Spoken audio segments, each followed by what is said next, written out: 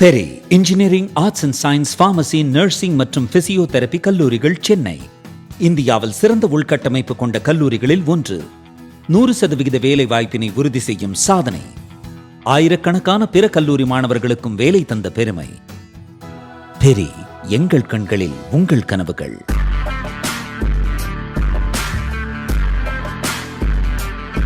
வணக்கம், ஜெயஹிந்த். இன்னைக்கு நம்ம சேனலில் பாகிஸ்தான் பற்றி ஒரு முக்கியமான அப்டேட் பார்க்க போகிறோம். சைஃபர் நம்பர் I0678 பாகிஸ்தானோடைய ஒரு டாப் சீக்ரெட் டாக்குமெண்ட்டை ட்ராப் சைட் நியூஸ் அப்படின்ற ஊடகம் நேற்று வெளியிட்டிருக்காங்க. இது பார்த்தீங்க அப்படின்னா, அதாவது சைஃபர் அப்படின்றது ஒரு நாட்டோடைய ராஜாங்க ரகசியம். அது வெகு சில பேருக்கு மட்டும்தான் தெரியும். அதுவும் 2 நாடுகளுக்கு நடையே நடக்கக்கூடிய அந்த சைஃபர் பரிவர்த்தனை அப்படின்றது, சைஃபர் டாக்குமெண்ட் அப்படின்றது ரொம்ப ரொம்ப டாப் சீக்ரெட்டான டாக்குமெண்ட். இந்த டாக்குமெண்ட் இப்போ லீக் ஆகிருக்கு. இந்த டாக்குமெண்ட்டோடைய தேதி 7 மார்ச் 2022. யாருக்கு அனுப்புனா, பாகிஸ்தான் அமெரிக்காவுக்கு அனுப்புன ஒரு டாக்குமெண்ட்டு.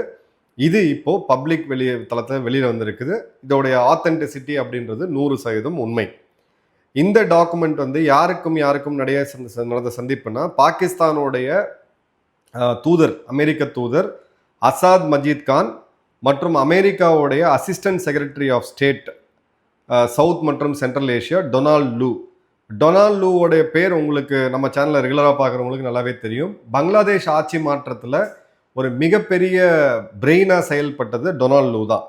பாகிஸ்தானுடைய அமெரிக்க தூதருக்கும் டொனால்ட் லூக்கும் நடந்த அந்த உரையாடல் தான் இந்த இடத்துல ஒரு சைஃபர் டாக்குமெண்ட்டாக பாகிஸ்தானுடைய அரசாங்கத்தில் காக்கப்பட்டிருக்கு. இது இன்னைக்கு ஓப்பன் வெளியில் வந்திருக்கு அப்படின்றத பார்க்குறோம்.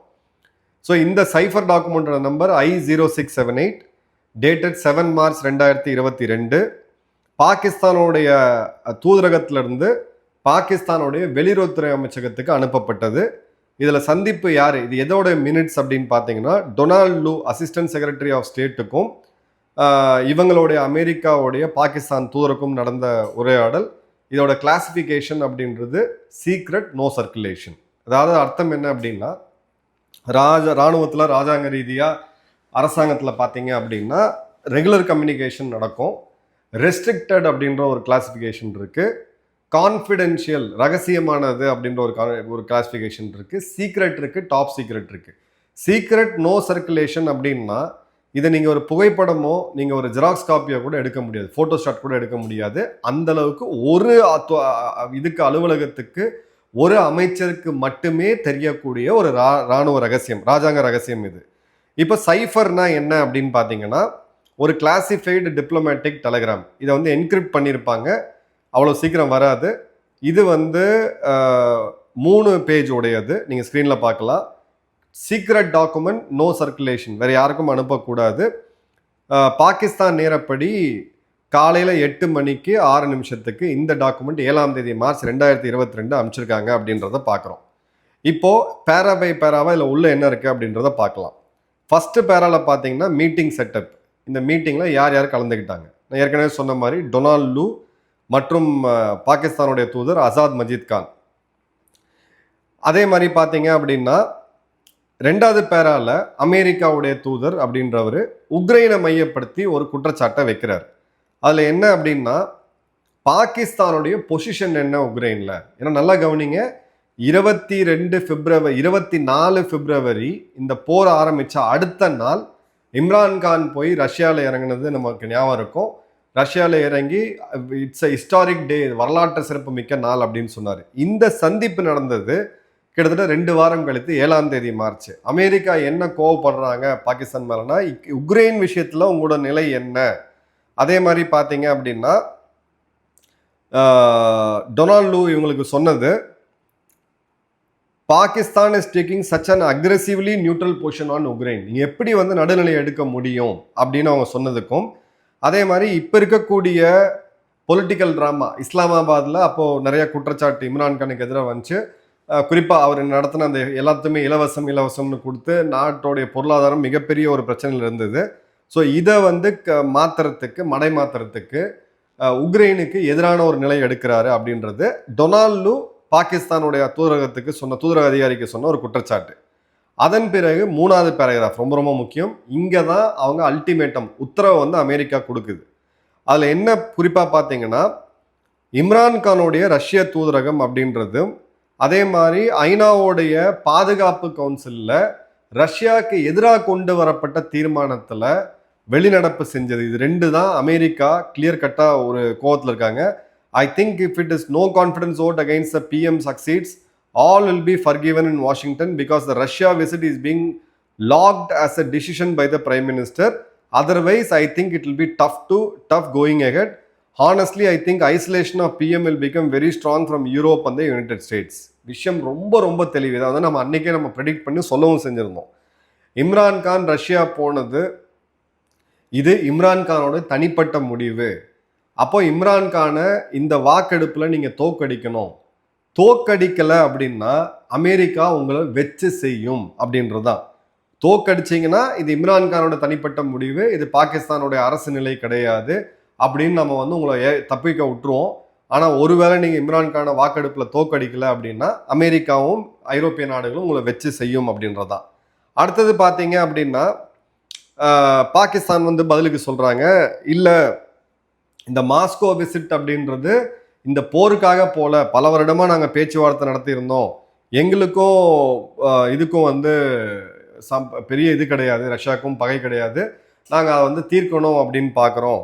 இந்த விசிட் ஏற்கனவே பிளான் பண்ணுச்சு, பட் ஆக்சிடென்டலாக கோயின்சிடென்டலாக இந்த போரும் துவங்கினதுனால உங்களுக்கு போருக்காக நாங்கள் போய் ரஷ்யாவுக்கு சப்போர்ட் பண்ணணும்னு தோணுது, அது கிடையாதுன்ட்டு. அதன் பிறகு ஆப்கானிஸ்தான் பற்றி பேசுகிறாங்க. அதே மாதிரி பார்த்தீங்க அப்படின்னா இந்த உக்ரைன் கிரைசிஸ் அப்படின்றது ஆப்கானில் நடக்கக்கூடிய பேச்சுவார்த்தைக்கு எந்த ஒரு தடையாக இருக்கக்கூடாது. ஏன்னா ஆப்கானுடைய கான்ஃப்ளிக்டில், ஆப்கானிஸ்தான் நடந்த பிரச்சனையில் பாகிஸ்தான் ஏற்கனவே ஒரு பெரிய விலையை கொடுத்துட்டாங்க. நீங்கள் இந்த இடத்துல வெறும் நீங்கள் உக்ரைனை மட்டும் ஃபோக்கஸ் பண்ணுங்கள், ரஷ்யா உங்களுடைய கவனத்தை ஆப்கானிஸ்தான் பக்கம் திருப்புவாங்க, நீங்கள் திரும்பாதீங்க அப்படின்ட்டு. இதில் என்ன உள்ளர்த்தம் அப்படின்னா, ஒருவேளை இவங்களுடைய அந்த பாயிண்ட் வந்து நிற்குது, எந்த இடத்துல வந்து நிற்குது, நாங்கள் வந்து ஆப்கானிஸ்தானில் இவங்களை ஸ்லேவ் ஸ்டேட்டாக மாற்றி இந்தியாவுக்கு எதிராக ஆப்கானிஸ்தானை திருப்பிடலான்னு சொல்லிட்டு அந்த சமயத்தில் இம்ரான்கானுடைய ஃபைஸ் அகமது ஐஎஸ்ஐ சீஃப்லாம் போயிட்டு அங்கே காஃபி குடித்த கதையெல்லாம் நம்ம டீ குடித்த கதையெல்லாம் நம்ம பார்த்தோம். ஸோ இவனுங்களுக்கு என்ன பயம் அப்படின்னா, ரஷ்யா அமெரிக்காவை ஆப்கானிஸ்தான் பக்கம் திரும்பி மாற விட்டுருவாங்க, நீங்கள் தயவுசெய்து ஆப்கானிஸ்தான் மேலே ஃபோக்கஸ் வைங்க அப்படின்றது. அடுத்தது பார்த்தீங்க அப்படின்னா பாகிஸ்தான் அவங்க தரப்புலேருந்து சொல்கிறாங்க, அமெரிக்கா பாகிஸ்தான் கூட எந்த உறவும் வேணாம் அப்படின்னு சொல்லிட்டு எங்களை வந்து டேக்கன் ஃபார் கிராண்டட், எங்களை வந்து கிள்ளிக்கிரியா நீங்கள் நினைக்கிறீங்க அப்படின்றதும், அதே மாதிரி காஷ்மீரில் அமெரிக்கா எங்களுக்காக சப்போர்ட் பண்ணும் அப்படின்னு சொல்லி நாங்கள் இவ்வளோ வருடமாக நம்பிக்கிட்டு இருந்தோம், உங்களுக்காக அவ்வளோ உதவிகள் செஞ்சோம், ஆனால் இது வரைக்கும் நீங்கள் காஷ்மீரில் எங்களுக்கு ஆதரவு தெரிவிக்கலை அப்படின்னும், அதே மாதிரி அவங்களுடைய அன்றைய வெளியுறவுத்துறை அமைச்சர் குரேஷி அவர்கள் காஷ்மீர் சம்பந்தமாக அன்னைக்கு இருந்த ஃபாரின் செக்ரட்டரி வெளியுறவுத்துறை அமைச்சர் பிளிங்கன் அவர்கள்கிட்ட பேசணும்னு பல முறை கோரியும் நீங்கள் வந்து ஃபோனை கூட எடுக்கலை அப்படின்ட்டு. அதன் பிறகு பார்த்தீங்க அப்படின்னா பாகிஸ்தானுடைய ரெட்லைன், நாங்கள் சைடு எடுக்க மாட்டோம் அப்படின்ற போது டொனால்டு என்ன சொல்கிறாருன்னா, நீங்கள் உங்கள் பொசிஷனை தெளிவாக சொல்லிட்டீங்க, நான் உங்களோட தலைமைக்கு நாங்கள் போய் பைடன் அரசாங்கத்துக்கிட்ட நான் சொல்கிறோம் அப்படின்னு பேசினார். அதன் பிறகு பார்த்தீங்கன்னா அமெரிக்கா இந்த ஐநா பாதுகாப்பு கவுன்சிலில், பொது கவுன்சிலில் உக்ரைன் அதாவது ரஷ்யாவுக்கு எதிராக ஒரு தீர்மானத்தை கொண்டு வராங்க. இதில் இந்தியாவும் வெளிநடப்பு செஞ்சது, பாகிஸ்தானும் வெளிநடப்பு செஞ்சது. ஸோ பாகிஸ்தான் என்ன சொல்கிறாங்கன்னா, ரெட்டை வேடம் போடுது அமெரிக்கா, நீங்கள் சைனாவை கட்டுப்படுத்தணும்னு சொல்லி இந்தியாவுக்கு நீங்கள் ஆதரவு கொடுக்குறீங்க, எங்களை கேள்வி கேட்ட மாதிரி இந்தியாவை நீங்கள் கேள்வி கேட்கல அப்படின்றதும். அதே மாதிரி பார்த்தீங்கன்னா 9வது பேராகிராஃபில் டொனால்டு கிளியர் கட்டாக சொல்கிறப்பல, I would argue that it's already created a dent in the relationship from our perspective. Let us just wait for a few days to see whether the political situation changes. This was direct reference to the no confidence motion. Imran Khan Russia போய் இறங்கினதில் America Pakistan உறவு அப்படின்றது மிகப்பெரிய பின்னடைவை சந்திருச்சு, அடி விழுந்துருச்சு. இன்னும் ஒரு வாரம் பார்ப்போம், இம்ரான்கான் பதவி விட்டு நீக்கப்பட்டால், ஓட் ஆஃப் கான்ஃபிடன்ஸில் பாராளுமன்றத்தில் வெளியேற்றப்பட்டால் அது பிறகு பேசலாம் அப்படின்றதும், அதே மாதிரி ஆப்கானிஸ்தான் பற்றி நம்ம தனியாக சைட் சேனலில் பேசலாம் அப்படின்றதையும் பார்க்குறாங்க. அதன் பிறகு இவங்களுடைய பாகிஸ்தான் தூதருடைய அசஸ்மெண்ட் இந்த மீட்டிங்க்கு பிறகு, Don could not have conveyed such a strong demarche without the express approval of the White House, to which he referred repeatedly. Clearly, Don spoke about out of turn on Pakistan's internal political process, we need to seriously reflect on this and consider making an appropriate demarc to the US consul in the Islamabad. Donald Lu வந்து டான்னு சொல்லுவாங்க. Don வந்து அமெரிக்காவுடைய இதை வந்து ரொம்ப தெளிவாக சொல்கிறாரு. நம்ம பிரதமர் போய் ரஷ்யாவில் போய் இறங்கினதில் இவங்களுக்கு வந்து ஒரு மிகப்பெரிய ஒரு கோபம் அப்படின்றது இருக்குது. அதுக்கு உண்டான அதிருப்தியை வந்து தெரிவிக்கிறாங்க. பட் நம்மளுடைய தேர்தலில் பாராளுமன்றத்தில் வர நம்பிக்கை வாக்கெடுப்பில் இவங்க தலையிடுறது வந்து ஒரு டேஞ்சரஸான ஒரு விஷயம், நம்ம இறையாண்மையோட வந்து விளையாடக்கூடிய செயல். இதற்காக அவங்களுடைய தூதர், அதாவது அமெரிக்க தூதர் இஸ்லாமாபாத்ல இருக்காரு பார்த்தீங்களா, அவரை கூப்பிட்டு கண்டிங்க அப்படின்னு சொல்லி ரெக்கமெண்டேஷன் கொடுத்துருக்காரு. உண்மையாலுமே ஒரு தேசபக்தி உள்ள பாகிஸ்தானின்னு நிச்சயமா அவரை பாராட்டுவேன். அதன் பிறகு பார்த்தீங்க அப்படின்னா இதுக்கு பின்னாடி என்ன நடந்தது அப்படின்றத நம்ம பார்க்கணும். முதல்ல 24 பிப்ரவரி இந்த போர் துவங்குது. அதே நாள் அன்னைக்கு ரஷ்யா போயிட்டு இறங்கி அங்கே தலைவர் வந்து ஒரு திரைப்பட நடிகை ரேஞ்சுக்கு ஒரு போஸ்ட் கொடுத்தாரு இம்ரான்கான்.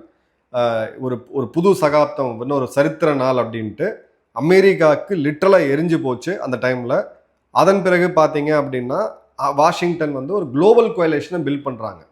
அந்த குளோபல் கோயலேஷனில் இந்தியா இருக்கணும் ரஷ்யாவுக்கு எதிராக அப்படின்னு எதிர்பார்த்தாங்க. இந்தியா நடுநிலை வகிச்சாங்க. அந்த வருடம் ஜூன் மாதம் சென்னையில் இருக்கக்கூடிய ஒரு பிரபல கல்லூரியில் என்னை வந்து ஒரு டிபேட்டு கூப்பிட்டுருந்தாங்க. இந்த ரஷ்யா உக்ரைன் பிரச்சனையோட டிபேட்டு கூப்பிட்டுருந்தாங்க.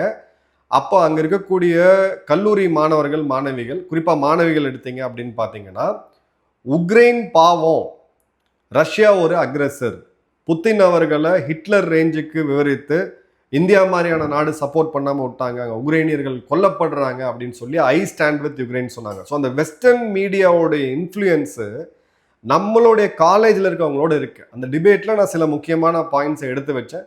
பல மாணவர்கள் நல்ல டிபேட் பண்ணாங்க. ஸோ ரஷ்யாவுக்கும் இந்தியாவுக்குமான உறவு என்ன, உக்ரைனுக்கும் இந்தியாவுக்குமான உறவு என்ன, இந்த பிரச்சனைகளை சார்பெடுக்காமல் இந்தியா ஏன் நிற்குதுன்னு சொல்லி என்னோட நிலையை நான் விளக்குனேன். சில பேர் அதை ஒத்துக்கிட்டாங்க, சில பேர் அதை ஒத்துக்கல, வேற விஷயம். நான் ஏன் இதை சொல்கிறேன்னா, எந்த அளவுக்கு அது ஒரு தாக்கத்தை ஏற்படுத்துச்சு அப்படின்னு பார்க்கலாம். அதே மாதிரி இம்ரான்கானுடைய மேஜர் அலைன்மெண்ட் பார்த்தீங்கன்னா சைனாவை நோக்கி இருந்தது அப்படின்றத நம்ம தெளிவாக பார்க்குறோம்.